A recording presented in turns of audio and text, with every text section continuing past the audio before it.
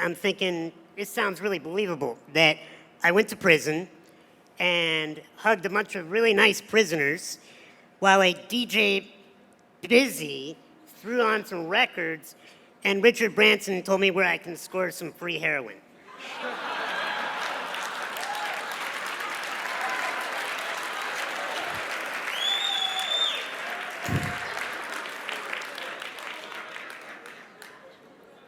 True story.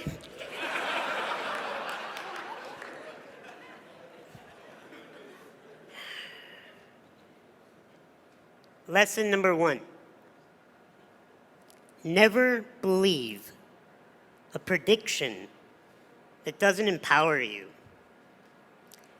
When I was born, the doctors told my parents that I would be dead within the first 24 hours of my life. 35 years later, all those doctors are dead.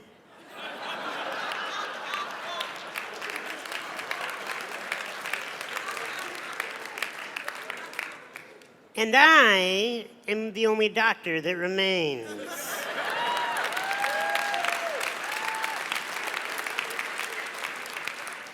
Never believe a prediction that doesn't empower you. How many predictions have been thrown at you your whole life? If you believe predictions that do not empower you, you will wither away and die. Either physically die or your spirit will die as you just walk around the world like a carcass that is just following the masses. You will be given a lot of titles in your life. You will be told so many different things. You must only listen to that which empowers you. I have a belief that has served me in my life, and that is that everyone is rooting for me to win, even those that do not know it. And I am not here today to tell you that I have had adversity in my life, and so therefore I know what you're going through. I don't have a clue what any of you are going through in your lives. I did not grow up in your neighborhoods, more than likely. I did not have your set of parents, nor do I live in your body. I have not had the events that you've had happen to you. I can tell you I am only an expert on one thing, and that's how to be me. And I do it well.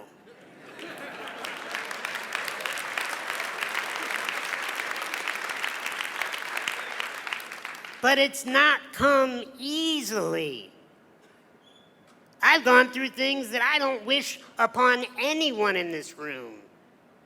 I've had metal rods pulled out of bone marrow while I was awake. I've had jaw infections where teeth had to be extracted and I can no longer chew my own food. I have to get up every day and be showered and cared for physically by another human being. Fortunately, she's a gorgeous woman that I married.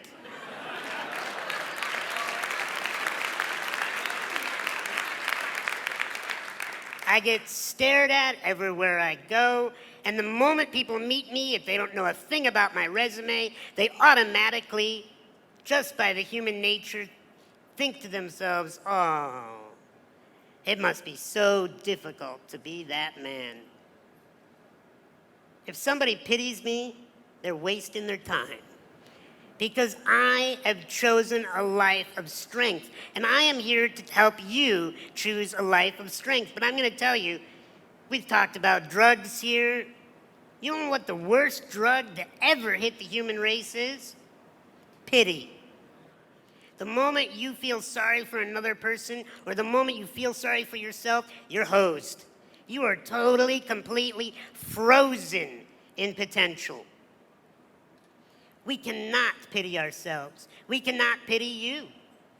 Yes, I get to go home today. Yes, I get to have what many would call freedom, but I'm going to talk to you about freedom, about what I really choose to see freedom as. Because like I said, you cannot believe predictions that do not empower you. The second lesson today is you are not your condition. You are not. I am not disabled.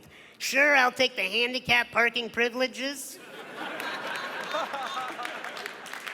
But that does not define me as a man. Not able.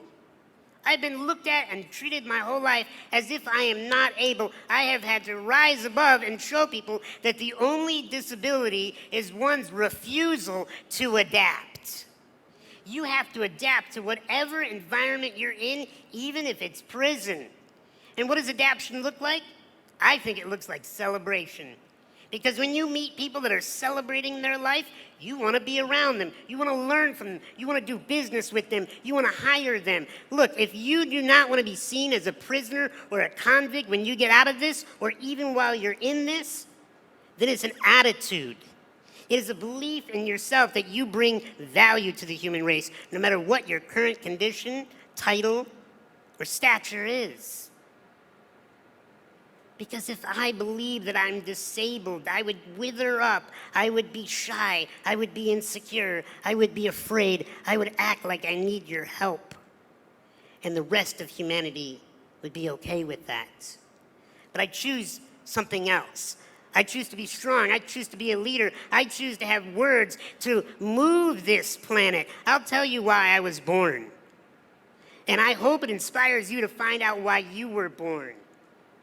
I was born to rid this world of insecurity. Because when a human being is insecure, they do stupid stuff. When we feel like we're not enough, we chase external validation and external objects to try to tell us we're enough. Thank you.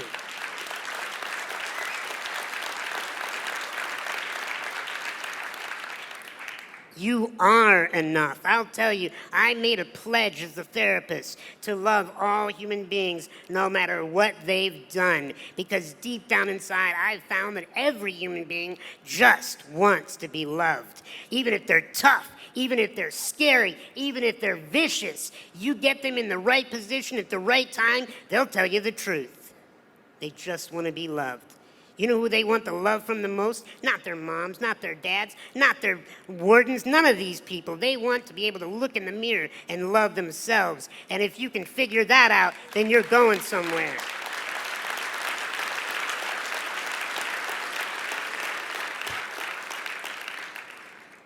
But you cannot feel sorry for yourself. When you feel sorry for yourself, you will wither.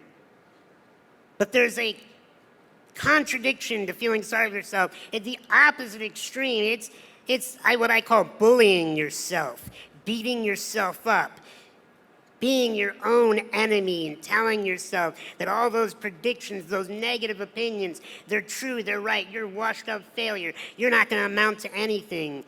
Bullying yourself is the most dangerous thing that you could do. You cannot afford to pity yourself. You cannot afford to bully yourself. You have to love yourself. Because the last lesson that I'm going to share with you today, that is, I'm going to teach you what the real prison is. It's not surrounded by barbed wire, electrical fences. The real prisons do not have guards. The real prison's up here. And we all got it. We all have a mind that chatters, so often won't stop chattering. Do you know where your salvation is? It's not outside these walls. I've met so many people that are so extremely successful and famous that are in prison because they're stuck in their minds, bullying themselves, pitying themselves. True freedom is dropping down out of that mind. And what my wife has taught me is drop into your heart, into mastering this beating thing that is more than just sending blood to the extremities. What is it doing? It's sending emotional possibilities, infinite possibilities of choice in our behavior, in our life, in our attitude. When you love yourself, whether you're sleeping on a prison cot or in a mansion, whether you have food in your belly or you don't know when your next meal is coming, when you love yourself, when you learn to master your emotions, then and only then are you free. I love you, each and every one of you, and I wish you freedom within these walls. God bless.